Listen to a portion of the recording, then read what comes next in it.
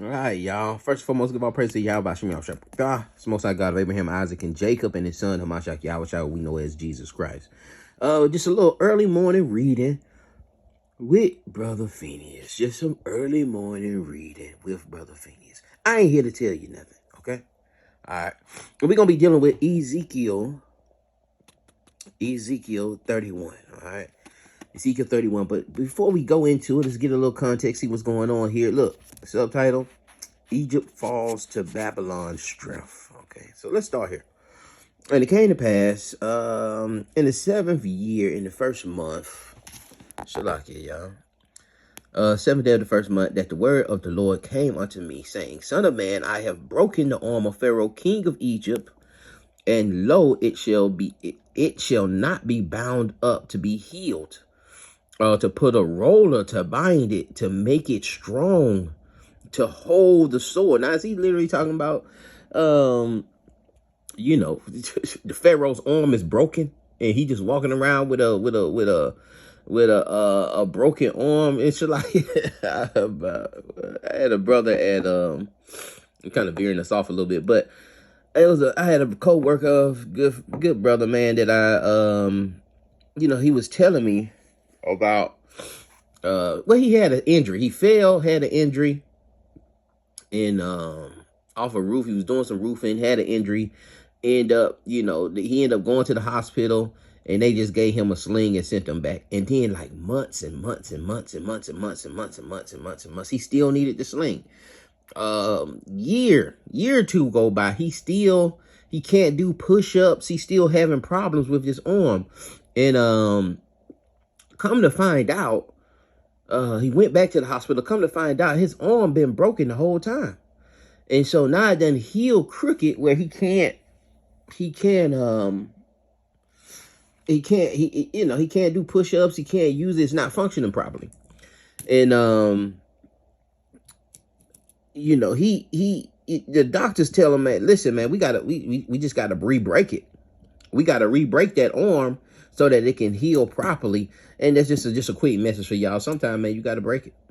Sometimes, yeah, man, it just ain't operating properly. Whatever the situation is, whatever the relationship is, whatever the financial situation is, whatever the job is, all right, whatever it is, if it's not functioning properly, you've tried to fix it, you've waited it out, you were patient, it does. Sometimes things just got to be broken. Some things got to be broken and reestablished. All right. That's why, the reconciliation, you know what I'm saying? Y'all separating for a second for reconciliation to come back unless you be tempted by Hasatan.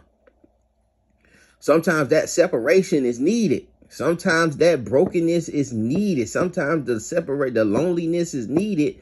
You know what I'm saying? To fix these things, to mend these things back properly.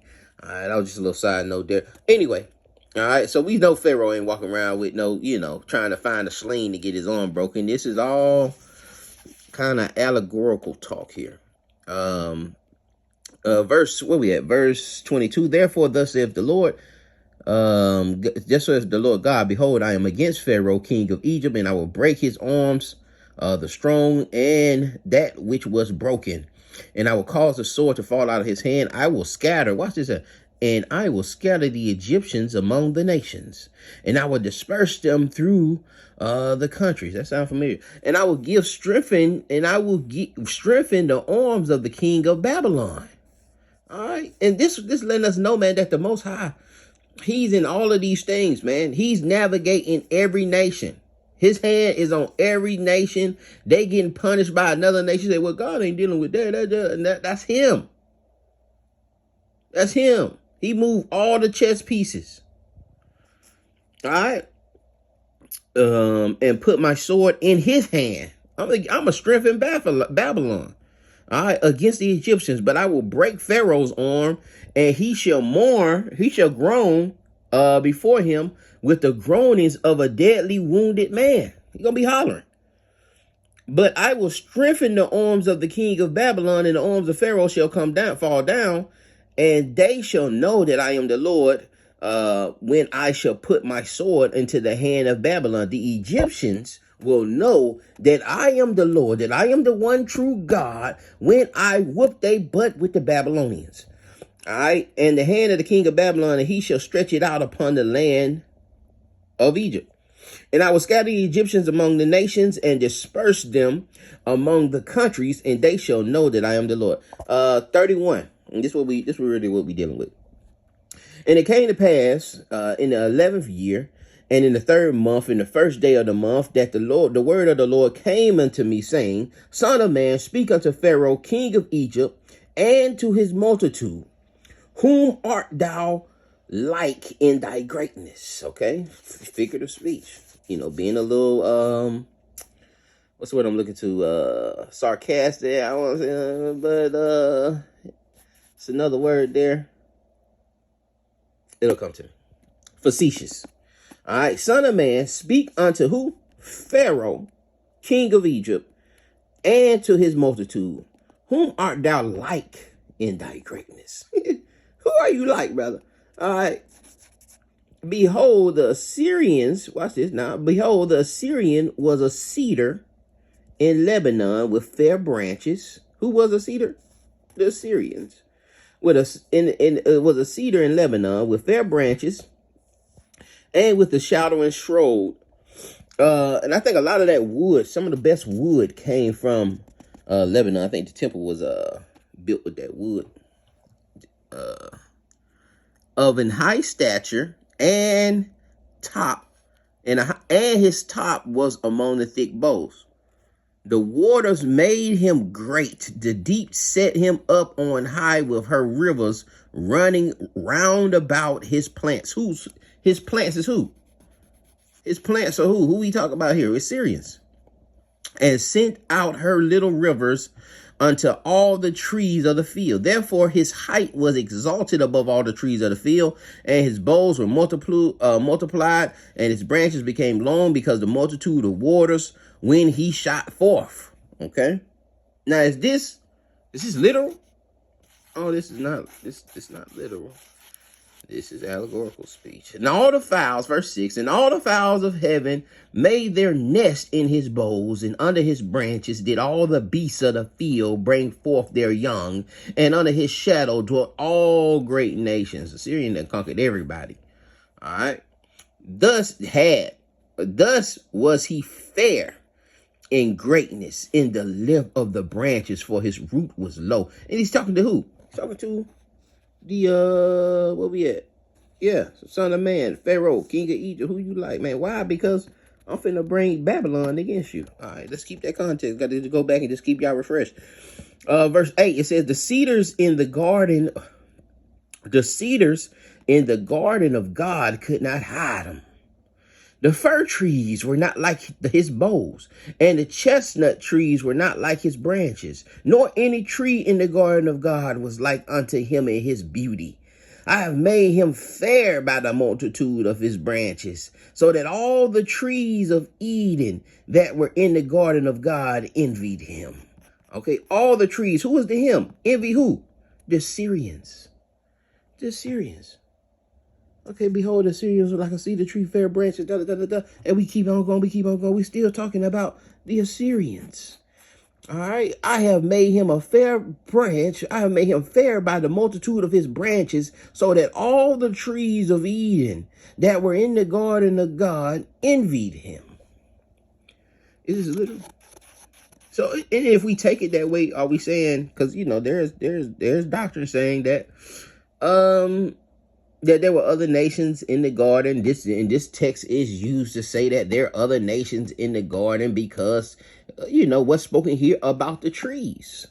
But if we take that, are we saying that the fairest tree, the most beautiful tree, the strongest tree, the most powerful tree was the Assyrians? By the multitude of his branches, so that all the trees of Eden that were in the garden of God envy him. Therefore, thus saith the Lord God, because thou hast lifted up thyself in height. You've lifted up thyself in height, and have shot up his top among the thick boughs. Okay, well, we got Shalakia. All right, we got a little. Now it's kind of switching back to. Well, no, it's not. Let's just keep reading. Let's keep reading.